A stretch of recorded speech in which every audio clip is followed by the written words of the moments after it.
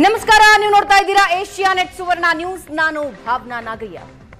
ರಾಜ್ಯದ ಇತಿಹಾಸದಲ್ಲೇ ಅತಿ ದೊಡ್ಡ ಬಂಗಾರದ ಬೇಟೆಯಾಗಿತ್ತು.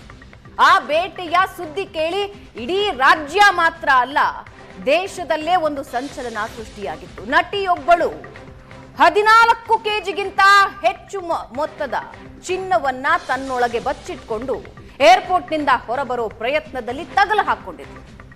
ಆಕೆ ಉನ್ನತ ಪೊಲೀಸ್ ಅಧಿಕಾರಿಯ ಮಗಳು ಅನ್ನೋದು ಮತ್ತೊಂದು ಶಾಕ್. ಒಂದೊಂದಾಗಿ ಎಳೆಯಾಗಿ ಆ ಗುಟ್ಟನ್ನ ಬಿಚ್ಚುತ್ತಾ ಹೋದಂತೆ ಮತ್ತಷ್ಟು ಮಗದಷ್ಟು ವಿಷಯಗಳು ಲಭ್ಯವಾಗ್ತಾ ಹೋದವು. ಆದ್ರೆ ಪ್ರಶ್ನೆ ಇರೋದು, 1 ವರ್ಷದಲ್ಲಿ ಆಕೆ 40 ಸಲ ದುಬೈಗೆ ಹೋಗಿ ಬಂದಿದ್ದಾಳೆ. 1 ತಿಂಗಳಲ್ಲಿ 4 ಸಲ ಹೋಗಿ ಬಂದಿದ್ದಾಳೆ. ಪ್ರತಿ ಬಾರಿಯೂ ಕೂಡ ಕೆಜಿಗಟ್ಟಲೆ ಚಿನ್ನ ತೆಗೆದುಕೊಂಡು ಬಂದಿದ್ದಾಳೆ ಅನ್ನೋದಾದ್ರೆ ಯಾಕೆ ಇಲ್ಲಿವರೆಗೂ ಅನುಮಾನ ವ್ಯಕ್ತವಾಗಿಲ್ಲ? ಈಕೆ ತಗಲಾಕೊಂಡಿದ್ದು ಹೇಗೆ? ಹಾಗಾದ್ರೆ ಈ ರೀತಿ ಚಿನ್ನ ಸಾಗಾಣಿಕೆ ಎಷ್ಟರ ಮಟ್ಟಿಗೆ ರಾಜ್ಯದ ಒಳಗಡೆ ಬರ್ತಾ ಇತ್ತು? ಇವೆಲ್ಲದರ ಬಗ್ಗೆ ನಾವು ಇವತ್ತಿನ ಚರ್ಚಾ ಕಾರ್ಯಕ್ರಮದಲ್ಲಿ ನಿಮ್ಮ ಮುಂದೆ ಮಾಹಿತಿ ಇಡ್ತಾ ಹೋಗ್ತೀವಿ. ರಾಜ್ಯದ ಇತಿಹಾಸದಲ್ಲೇ ಇದು ಅತಿ ದೊಡ್ಡ ಬಂಗಾರದ ಬೇಟೆ.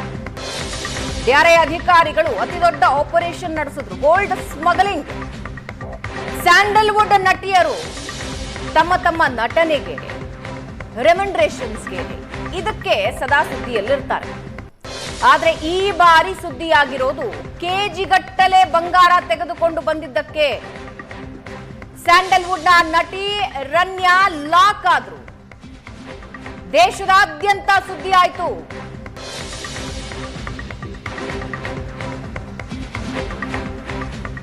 ದುಬೈಗೆ ಹೋಗೋದು, ಚಿನ್ನ ತೆಗೆದುಕೊಳ್ಳೋದು, ಬರೋದು, 24 ಅವರ್ಸ್ ನಲ್ಲಿ ದುಬೈಗೆ ಹೋಗೋದು, ಚಿನ್ನ ತಗೊಳ್ಳೋದು, ಅಲ್ಲಿಂದ ಸೇಫ್ ಆಗಿ ಬರೋದು. ಏರ್ಪೋರ್ಟ್ ನಿಂದ ಆಚೆ ಬರಬೇಕಾದ್ರೆ ಒಂದು ಸೇಫ್ಟಿ ಸದಾ ಇರ್ತಾ ಇತ್ತು. ಕಾನ್ಸ್ಟೇಬಲ್ ರೆಡಿ ಇರ್ತಾ ಇದ್ರು. ಇವರು VIP. ಯಾರ ಮಗಳು ಗೊತ್ತಾ ನಿಮಗೆ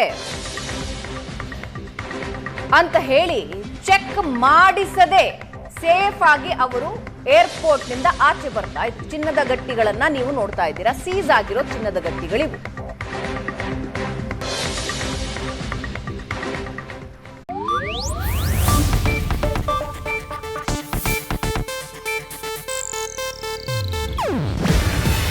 ಇದು ಏಷ್ಯಾನೆಟ್ ನ್ಯೂಸ್ ನೆಟ್ವರ್ಕ್ ಪ್ರಸ್ತುತಿ.